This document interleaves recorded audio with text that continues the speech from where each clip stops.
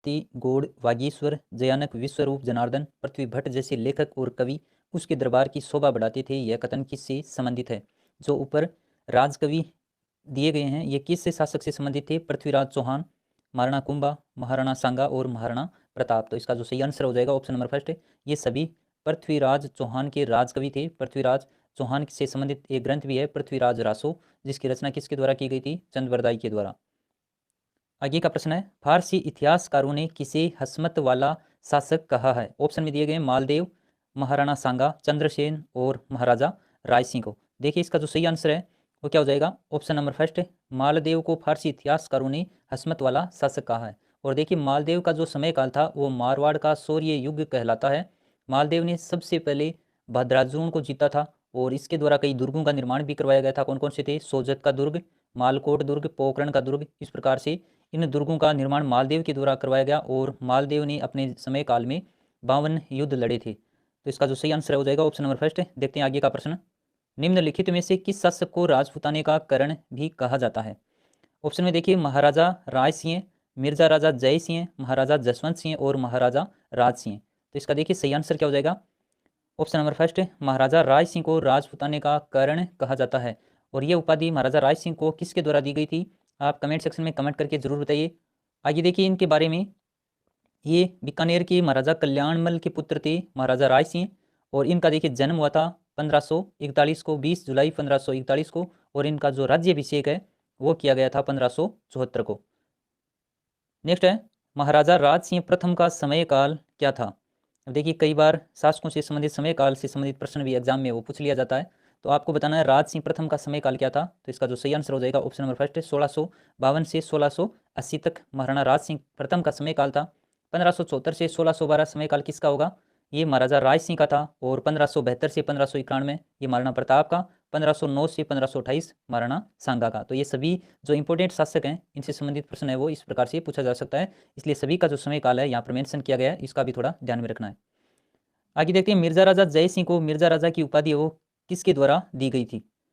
विकल्प में दिए गए हैं अकबर के द्वारा, जहांगीर के द्वारा, शाहजहां या फिर औरंगजेब के द्वारा। जो मिर्जा राजा जय सिंह थे इनको मिर्जा राजा की उपाधि वो किस शासक के द्वारा दी गई थी? तो ये दी गई थी मुगल शासक शाहजहां के द्वारा। और देखिए शाहजहां ने जसवंत सिंह को भी महाराजा की उपाधि दी थी और मिर्जा राजा जय सिंह को मिर्जा राजा की उपाधि दी थी। ये जो मिर्जा राजा जय सिंह इनके एक दरबारी कवि थे बिहारी, जिन्होंने बिहारी सतसई की रचना की थी। ये भी काफ़ी इंपॉर्टेंट है। इसके अलावा इनके देखिए एक दरबारी कवि थे, उनका नाम था राम कवि। और राम कवि के द्वारा ही जय सिंह चरित्र नामक ग्रंथ की रचना वो की गई थी। तो ये भी काफ़ी महत्वपूर्ण है। जो जय सिंह का दरबारी कवि था राम कवि, उसके द्वारा जय सिंह चरित्र की रचना की गई थी। नेक्स्ट है, महाराणा कुंभा के संबंध में कौन सा कथन असत्य दिया गया है? देखिए महाराणा कुंभा का जन्म 1417 में चित्तौड़ में हुआ था। महाराणा कुंभा 1433 में मेवाड़ के राज सिंहासन पर बैठे। महाराणा कुंभा ने संगीत राज, संगीत मीमांसा और सूढ़ प्रबंध नामक ग्रंथों की रचना की थी। देखिए यहाँ पर विकल्प ही 3 दिए गए हैं और इनमें से कोई भी विकल्प वह सत्य नहीं है। ये मिसटाइप हो गई थोड़ी सी, तो इसका ध्यान रखिए। इस तीनों ही विकल्प हैं वो सही हैं। तो इनमें जो खास बात है ये ध्यान में रखनी है आपको, जो महाराणा कुंभा की ये ग्रंथ हैं कई बार एग्जाम में पूछे जाते हैं।